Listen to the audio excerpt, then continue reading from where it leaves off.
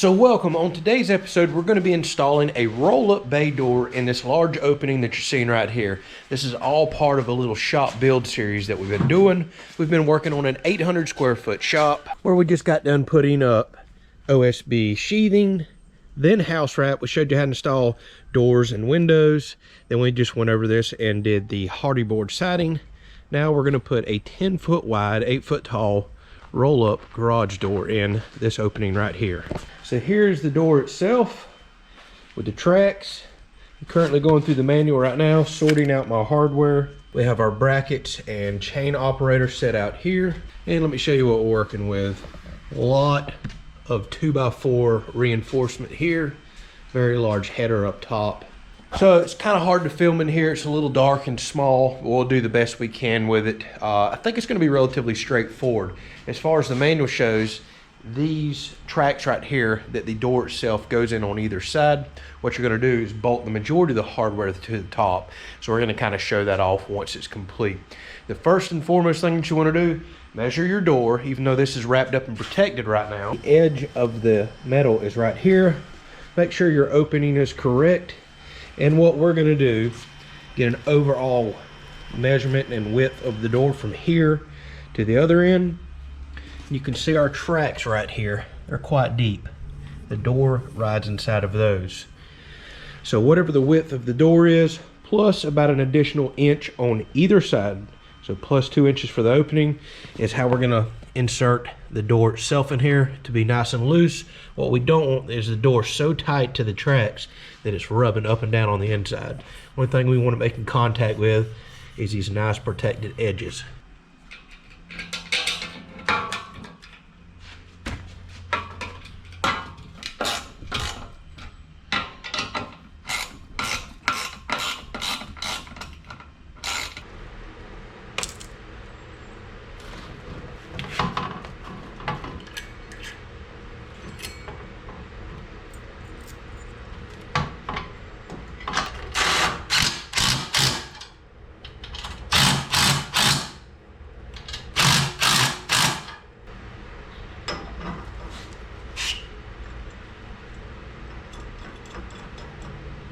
It's going to be very hard to see, but this is on the chain drive in right here. We have this bracket that's ultimately going to hold the chain drive itself with some tensioner bolts that'll go onto the axle shaft.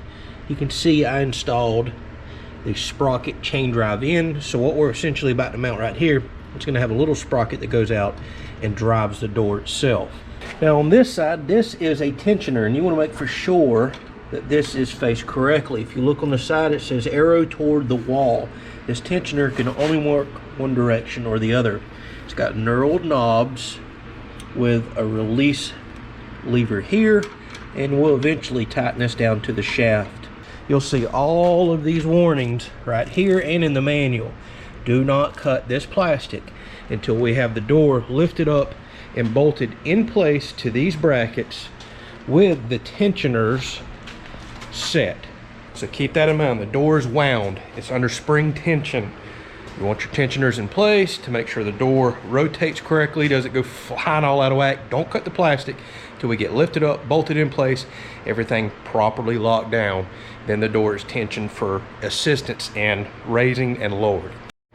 Another thing worth noting, you may have to put spacers or brackets in, like I did, depending on if you're doing a chain drive, if you're manually lifting the door, or if you're doing an electric lift. You'll do different types of spacing, from no spacing to spacing on the drive side. So pay attention to that in your manual as well.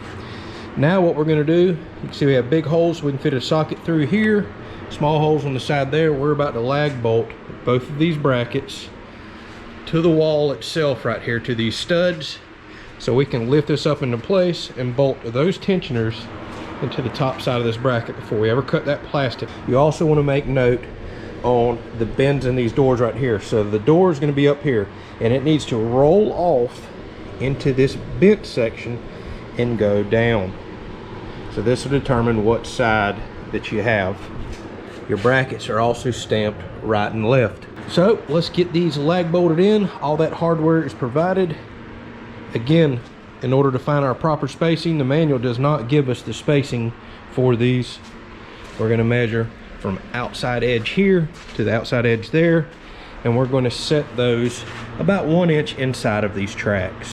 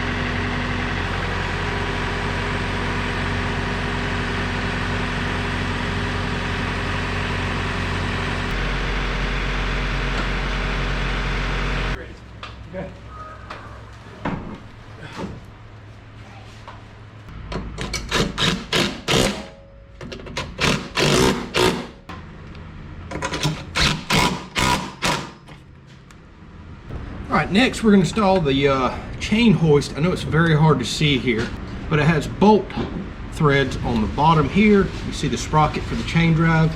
It's going to go up and into this big internal mounted sprocket.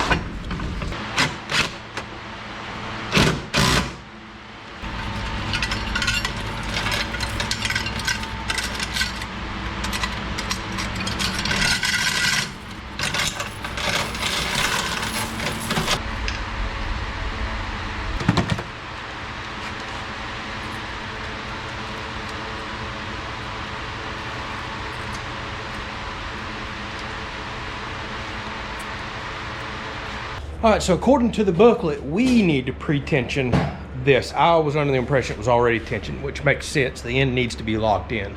And it's telling us that we need to roll this around twice in the direction that the bottom bar goes down. So we want to roll it this direction because it would roll off the backside and go to the floor. So we have to make 2 full revolutions. Then we have to cut the plastic. And then I guess it is pre-tensioned and loaded to where we can go ahead and put it all the way on down. Now there is 2 bars that we need to put in here real quick that bolt right into here. They're catch bars that go across so the door couldn't wind back up on itself. So it'll always catch there and be tensioned.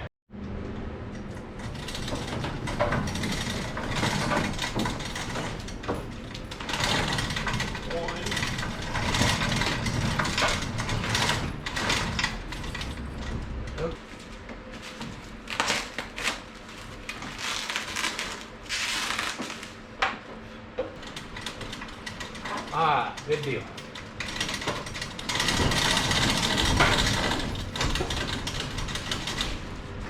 All right, so I call that a success. Feels well tensioned. It opens and closes really easy. We've got plenty of gap in here that our door's not rubbing on the side, but also plenty of door on the inside of here that should we get really strong winds, we don't have to worry about it buckling and pulling out the side. Also, this black material right here, you want to make sure that is on this section for wear resistance and rubbing. It feels good. We may adjust the tension a little more. You can do that with the tensioner on the other end. It has a thumb adjustment, but overall feels really good. So now we need to put in a chain lock here that will lock this door closed. 2 locks, kick locks that you put at the bottom, and we need to bolt those bars that I was telling you about, because right now if you roll this door up, it wants to go all the way back out of the tracks and roll up on itself. Those 2 catch bars will stop that from happening.